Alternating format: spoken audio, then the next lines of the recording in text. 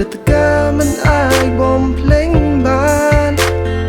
ទីដែលយើងធ្លាប់សើចសប្បាយឥឡូវប្រែក្លាយទៅជាភាពស្ងប់ស្ងាត់សំឡេងដែលយើងធ្លាប់ឮនៅពីពេញថ្នាំងតែឥឡូវប្រែបានទៅណាសល់តែអនុស្សាវរីយ៍ដែលចុងក្រោយ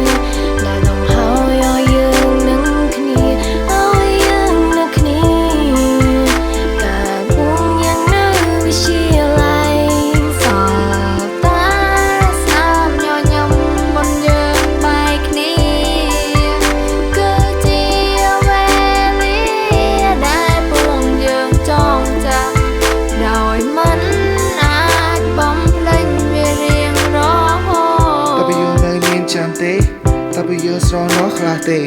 ព្រលឹមឡើងម៉ោង7មិនទាន់ទេយើងបញ្ញាព្រឹករាន់ទៅដល់សាលាតាអ្នកចាំដែរទេនៅពេលម៉ោងរៀនយើងដឹងទេឲ្យតែអង្គុយរៀនទៅងុយដេកហើយមិនចេះស្ដាប់គ្រូឬគ្រូទៀតចុះយើងមាននឹកឃើញទេ